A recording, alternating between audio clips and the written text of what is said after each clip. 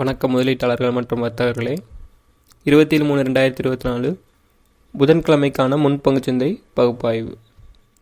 First எஸ்டர்டேவோட Indian stock மார்க்கெட்டோட report பார்த்துருவோம். அதில் மேஜர் இண்டெக்ஸ் எப்படி கம்ப்ளீட் ஆயிருக்கு அப்படிங்கிறத செக் பண்ணிக்குவோம். எஸ்டர்டே ஃபின்னிஃப்டியோட expiry day. So Tuesday expiry டேவாக இருந்துச்சு. ஸோ இந்த எக்ஸ்பைரி டேவை பேஸ் பண்ணி எஸ்டர்டே சம் வாலட்டைல் நம்மளுக்கு அதிகமாக இருந்ததுனால டைம் வேல்யூ டிக்கே ஓரளவுக்கு கம்மியாக தான் இருந்துச்சு. பட் இருந்தாலும் ப்ராஃபிட்டபிள் ட்ரேடராக ஆப்ஷன் பையிங்கில் நீங்கள் இருந்திருக்கலாம். சரிங்களா?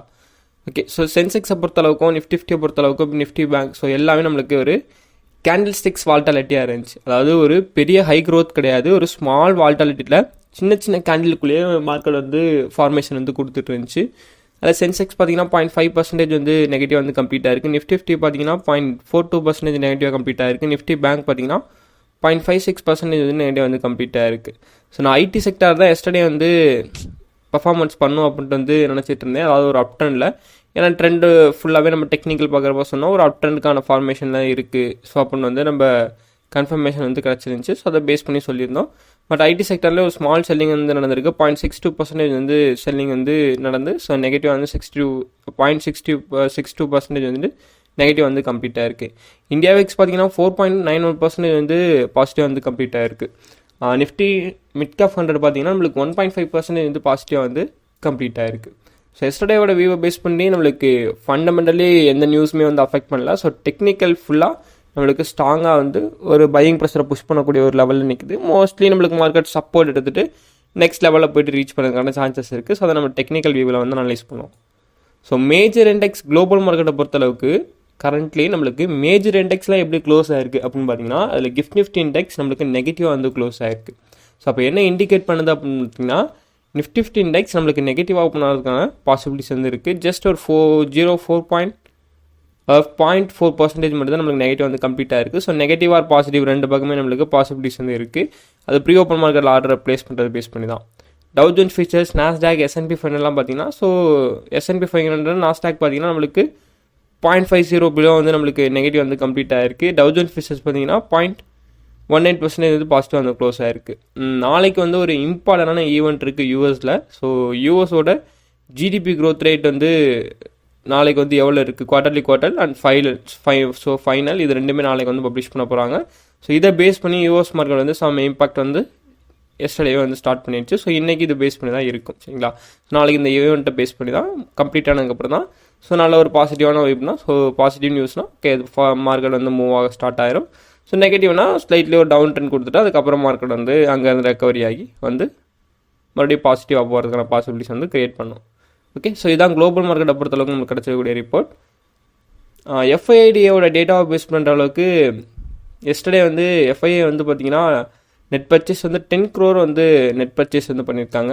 டிஏயை பொறுத்த அளவுக்கு நெட் பர்ச்சேஸ் தான் பண்ணியிருக்காங்க. ஸோ 5024 கோடி நெட் பர்ச்சேஸ் டிஏயும் பண்ணியிருக்காங்க. ஸோ இதான் எஸ்டர்டே நம்மளுக்கு கிடச்சிருக்கக்கூடிய எஃப்ஐடியோட ரிப்போர்ட். எஃப்ஐஏ கண்டினியூஸாக செல் பண்ணிவிட்டு, ஸோ எஸ்டர்டே மட்டும் நம்மளுக்கு ஹோல்ட் பண்ணியிருக்காங்க. ஸோ டிஏ கண்டினியூஸாக பை பண்ணி ஹோல்ட் பண்ணிகிட்டே வந்துட்டுருக்காங்க. ஸோ டிஏ தான் நம்மளோட ஸ்டாக் மார்க்கெட் மேலே கொண்டு போயிட்டுருக்கிறது ஒரு காரணம். சரிங்களா? ஸோ இல்லைனா இவ்வளோ தூரம் நம்மளுக்கு மார்க்கெட் மூவ் ஆகிறதுக்கான பாசிபிலிட்டிஸ் இல்லை. ஏன்னா கண்டினியூஸாக எஃப்ஐஏ செல் பண்ணிட்டு தான் இருக்காங்க. ஸோ டிஏ தான் ஹோல்ட் பண்ணிகிட்ருக்காங்க. ஓகே. ஸோ கமாடிட்டிஸை பேஸ் பண்ணுற அளவுக்கு நம்மளுக்கு குரூட் ஆயில் யூஎஸ்டி பார்த்தீங்கன்னா நம்மளுக்கு 0.89% நெகட்டிவ் கம்ப்ளீட் ஆயிருக்கு. பிரெண்ட் குரூட் ஆயில் பார்த்தீங்கன்னா 1.16% நெகட்டிவ் கம்ப்ளீட் ஆயிருக்கு. நீங்கள் ஆல்ரெடி நியூஸ்லாம் கூட பார்த்துருப்பீங்க. இந்த ஆயிலோட சப்ளை ரஷ்யன்ஸ் அவுட்புட்டை கட் பண்ணாங்க. அதாவது ஜியோ பொலிட்டிக்கல் டென்ஷன்ஸ்னால கட் பண்ணாங்க. இந்த சீஸ்ஃபயர் ஆக்டை யூஎஸ் அமெண்ட்மெண்ட் பண்ண சொன்னாங்க. சரிங்களா? ஸோ போரை ஸ்டாப் பண்ண சொன்னாங்க. எதுக்காண்டி அப்படின்னா, ஸோ இப்போ ரமலான்லாம் வருது இல்லை, ஸோ ரமலான் கொண்டாடுறதுக்காண்டி போரை ஸ்டாப் பண்ணுங்க அப்படின்னா, ஸோ அதை பேஸ் பண்ணி எஸ்டர்டே அவுட்புட்டை கட் பண்ணவும் மார்க்கெட் அதாவது குரூட் ஆயில் மார்க்கெட் பார்த்திங்கன்னா நல்ல ஒரு அப் ட்ரெண்டில் ஏறி இருந்துச்சு. பட் அதை அவங்க ரிஜெக்ட் பண்ணிட்டாங்கிறதுனால ஸோ இப்போ அவுட்புட் அவங்க கட் பண்ணுறதுக்கான பாசிபிலிட்டிஸ் இல்லை. ஏன்னா சீஸ்ஃபயர் அவங்க ரிஜெக்ட் பண்ணிட்டாங்க. ஸோ இப்போ மறுபடியும் அவுட்புட் வெளியே பப்ளிஷ் ஆக போகிறனால ஸோ மறுபடியும் நம்மளுக்கு குரூட் ஆயில் யூஎஸ்டி பார்த்திங்கன்னா நம்மளுக்கு டவுனில் கம்ப்ளீட் ஆயிருக்கு. ஸோ ஏடியோட பெர்ஃபார்மன்ஸை பொறுத்தளவுக்கு நம்மளுக்கு பேங்கிங் செக்டார் ஐடியாஸ் எல்லாமே நம்மளுக்கு பாசிட்டிவாக கம்ப்ளீட் ஆயிருக்கு. ஸோ நம்மளுக்கு விப்ரோ பார்த்திங்கன்னா 0.18% நெகட்டிவ் கம்ப்ளீட் ஆயிருக்கு. மற்ற இன்ஃபோசிஸ் ஏரியா கூட நம்மளுக்கு 0.68% பாசிட்டிவாக கம்ப்ளீட் ஆயிருக்கு. டாக்டர் ரெட்டி நம்மளுக்கு 0.83% வந்து நெகட்டிவாக வந்து கம்ப்ளீட் ஆகிருக்கு. So IT sector and pharma sector மட்டும், பார்மா செக்டார் நம்மளுக்கு நெகட்டிவாக இருக்குது. ஸோ ஐடி செக்டார் நம்மளுக்கு ஃபுல்லாக பாசிட்டிவாக இருக்குது. அது விப்ரோ மட்டும் தான் நெகட்டிவ். பேங்கிங் செக்டர் ஃபுல்லாக நம்மளுக்கு பாசிட்டிவாக வந்து ஏடிஎஸ் வந்து கம்ப்ளீட் ஆகிருக்கு. And next let's move on the technical analysis. Nifty, bank Nifty, fin நிஃப்டிக்கான மேஜர் சப்போர்ட் அண்ட் ரெசிஸ்டன்ஸோட கன்ஃபர்மேஷன் நம்மளுக்கு என்ன கொடுக்குதோ அதை பேஸ் பண்ணி நம்மளோட என்ட்ரிஸ் இருக்கும். ஸோ ஜஸ்ட் என்னோட லெவல்ஸ் என்ன அப்படிங்கிறது ஜஸ்ட் நான் உங்கள்ட்ட ஷேர் பண்ணிக்கிறேன். Nifty index. So one day time ஃப்ரேமில் வச்சு நம்ம லாங் டேர்மில் அனலைஸ் பண்ணுவோம். ஃபஸ்ட்டு எஸ்டர்டேவோட ரிப்போர்ட்டை பேஸ் பண்ணுற அளவுக்கு எஸ்டர்டே வந்து நம்ம என்ன சொல்லியிருந்தோம், ஸோ மார்க்கெட் எக்ஸாக்டாக இந்த லெவலில் போயிட்டு ரெசிஸ்டன்ஸாக ரீச் பண்ண சான்சஸ் இருக்குது, அல்லது எஸ்டர்டேவோட ஹை, அதாவது ப்ரீவியஸ் டேவோட ஹையாவது ரீச் பண்ணுவோம் அப்படின்னு நம்ம வந்து மென்ஷன் பண்ணியிருந்தோம். நம்மளுக்கு அது ரெண்டுமே நடக்கலை. ஃபர்தராக மார்க்கெட் வந்து நம்மளுக்கு சப்போர்ட் எடுக்கலை. சரிங்களா, ஒருவேளை மார்க்கெட் வந்து சப்போர்ட் எடுக்கணும் அப்படின்னா 21,918 வந்து இன்றைக்கி வந்து மார்க்கெட் வந்து சப்போர்ட் எடுக்கிறதுக்கான பாசிபிலிட்டிஸ் இருக்குது. ஸோ நம்மளுக்கு மார்க்கெட் ஓப்பன் ஆனோன்னு நீங்கள் அதை வேணால் ட்ரை பண்ணி பார்க்கலாம். சரிங்களா, ஷார்ட் டேர்மோட கன்ஃபர்மேஷனை பொறுத்தளவுக்கு நிஃப்டி இண்டெக்ஸில் ஸோ நிஃப்டி வந்து எஸ்டர்டே வந்து ஒரு நல்ல ஒரு வாலட்டைலாக மூவ் ஆச்சு. நான் எக்ஸ்பெக்ட் பண்ணது இந்த லெவல் டார்கெட்டையும் அண்ட் அனதர் ஒன் இந்த லெவல் 2 லெவல் டார்கெட்டை தான் நான் வந்து ஃபிக்ஸ் பண்ணேன். பட் அது நம்மளுக்கு எஸ்டர்டேவோட ஒரு ஹை வந்து க்ரியேட் பண்ணிச்சு. அந்த லெவல்லே போயிட்டு some banking sector and financial செக்டரில் செல்லிங் ப்ரெஷர் இருக்கும். சடனாக மார்க்கெட் வந்து கீழே இறங்கி அகைன் வந்து ஒரு பையிங் ப்ரெஷர் வந்து புஷ்அப்பாக ஸ்டார்ட் ஆகிருக்கு. ஸோ இந்த லெவலில் வந்து நம்மளுக்கு சப்போர்ட் எடுக்கிறதுக்கான பாசிபிலிட்டிஸ் வந்து க்ரியேட் பண்ணிச்சு. ஸோ இன்றைக்கி என்னோட எக்ஸ்பெக்டேஷன் என்னன்னா, ஃபர்தராக நம்மளுக்கு மார்க்கெட் ஓப்பன் ஆனோடனையும் ஸோ நம்மளுக்கு ஒரு அப் ட்ரெண்டுக்கான ஒரு கன்ஃபர்மேஷன் கிடச்சிருச்சு அப்படின்னா ஓகே. ஸோ அந்த கன்ஃபர்மேஷன் நம்மளுக்கு ஃபெயிலியர்ஸ் கிடைக்குது அப்படிங்கிறப்ப எனக்கு நெக்ஸ்ட் என்னன்னா, மார்க்கெட் இந்த பிளேஸில் வந்து சப்போர்ட் எடுக்கணும். 21,946 டு இந்த லெவல் 9,000 சரிங்களா, அந்த லெவலுக்குள்ள மார்க்கெட் வந்து சப்போர்ட் எடுக்கிறதுக்கான பாசிபிலிட்டிஸ் வந்து நிஃப்டி இண்டெக்ஸ்க்கு இருக்குது. ஓகே, ஸோ இதுதான் வந்து நிஃப்டிக்கான short term confirmation. So next வந்து பேங்க் நிஃப்டியை பொறுத்தளவுக்கு பேங்க் நிஃப்டியோட எக்ஸ்பைரி டே வந்து போஸ்ட்போன் ஃபார் டுமாரோ. சரிங்களா, ஸோ எப்போதுமே நம்மளுக்கு மந்த்லி எக்ஸ்பைரி வந்து தேர்ஸ்டே தான் வந்து இருக்கும். ஸோ இன்றைக்கி வந்து எந்த விதமான எக்ஸ்பைரி டேவும் கிடையாது. ஓகே, ஸோ அப்போ நீங்கள் வந்து சேஃபாக வந்து ட்ரேடை வந்து எக்ஸிக்யூட் பண்ணலாம். சரிங்களா, ஸோ இதை பொறுத்தளவுக்கு பேங்க் நிஃப்டியோட கன்ஃபர்மேஷன் உங்களுக்கு என்ன கிடச்சிருக்கு அப்படின்னு பார்த்தீங்கன்னா, ஸோ எனக்கு மார்க்கெட் வந்து ஒன்று கோல்டன் ரேஷியோ பெர்ஃபார்மன்ஸ் வந்து அகைன் ரீச் பண்ணணும். ஆல்ரெடி ரீச் பண்ணிட்டனால இப்போ நெக்ஸ்ட்டு வந்து 46,415 வரையும் மார்க்கெட் வந்து விழுகிறதுக்கான பாசிபிலிட்டிஸ் வந்து க்ரியேட் பண்ணி வச்சிருக்கு பேங்க் நிஃப்டி. நம்மளுக்கு அங்கேருந்து ஒரு அப் ட்ரெண்ட் வியூ ஸ்டார்ட் ஆகுது அப்படிங்கிறப்ப நம்மளுக்கு 47,244 போயிட்டு ரீச் பண்ணுறதுக்கான சான்சஸ் நம்மளுக்கு பேங்க் நிஃப்டி இண்டெக்ஸில் அதிகமாக இருக்குது. பேங்க் நிஃப்டியை பொறுத்தளவுக்கு ஷார்ட் டேர்ம் கன்ஃபர்மேஷன் வந்து ஸோ எஸ்டர்டே வந்து ஒரு சைட்வேஸில் தான் மூவ் ஆச்சு. அதாவது கேண்டில் ஸ்டிக்ஸ் வால்டலிட்டி அப்படிம்போம்.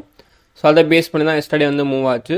ஸோ இன்றைக்கி என்ன எக்ஸ்பெக்டேஷன் என்ன அப்படின்னா, ஒருவேளை எனக்கு சப்போர்ட் எடுக்கணும்னா இங்கே வந்து விழுந்தாகணும் மார்க்கெட். சரிங்களா, அதாவது 46,400 வரையும் மார்க்கெட் வந்து விழுந்தாகணும்.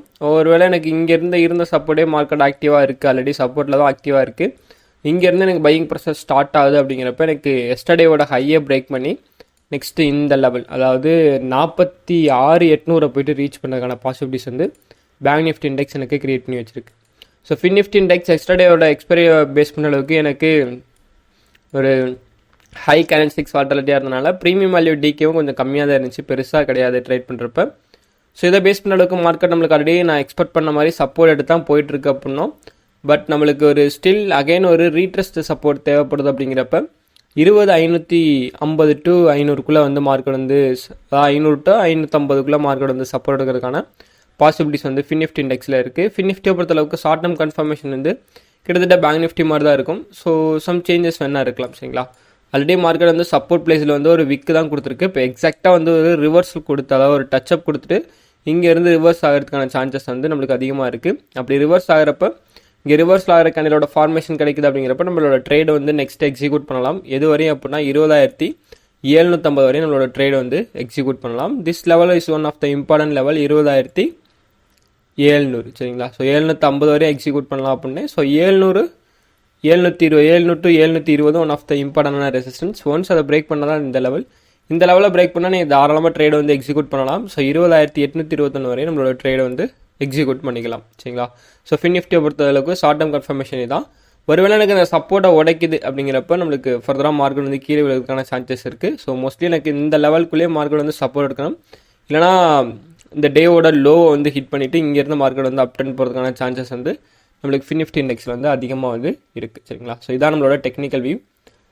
பேசிக்காக இந்த டெக்னிக்கல் வியூவை வச்சு நீங்கள் என்ன தெரிஞ்சுக்கலாம்னா மார்க்கெட் எந்த பக்கம் எந்த டைரெக்ஷனில் மூவ் ஆகுது அப்படிங்கிறத வந்து ஒரு ப்ரொடெக்ஷன் என்ன பண்ணிக்கலாம். ஸோ இதை வச்சு நீங்கள் வந்து ட்ரேட் வந்து எக்ஸிக்யூட் பண்ணி ட்ரேட் எடுக்கக்கூடாது சரிங்களா. ஸோ இது எல்லாமே ஒரு கன்ஃபர்மேஷன் மட்டும் தான் நம்ம வந்து சொல்லியிருக்கோம். இது எல்லாமே எக்ஸ்ட்ரா கன்ஃபர்மேஷன் வச்சு தான் நம்ம வந்து ட்ரேடே வந்து ஆர்டர்ஸ் வந்து எக்ஸிக்யூட் பண்ணுவோம்.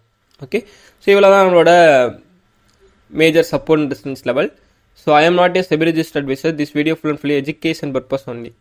ஓகே, ஸோ நெக்ஸ்ட்டு வீடியோ மறக்காமல் லைக் பண்ணியிருக்கேன். ஏன்னா நீங்கள் லைக் பண்ணுறது மூலிமா தான் மற்ற ஃப்ரெண்ட் சர்க்கிளுக்கு வந்து இந்த வீடியோ வந்து சஜஸ்ட் பண்ணும். யூடியூப் அல்கோரிதம் வந்து அப்போ தான் சஜஸ்ட் பண்ணும். ஸோ அதில் மறக்காமல் லைக் பண்ணியிருக்கேன். உங்களோட ஃப்ரெண்ட் சர்க்கிள் யாராவது ஸ்டாக் மார்க்கெட்டை பற்றி லேர்ன் பண்ணிட்டு இருந்தாங்கன்னா அவங்களுக்கு வந்து இந்த வீடியோ வந்து ஷேர் பண்ணி விடுங்க. நெக்ஸ்ட் நம்மளோட சேனலை வந்து மறக்காமல் வந்து சப்ஸ்கிரைப் பண்ணிக்கோங்க. ஓகே, தேங்க்ஸ் ஃபார் வாட்சிங். தேங்க்யூ.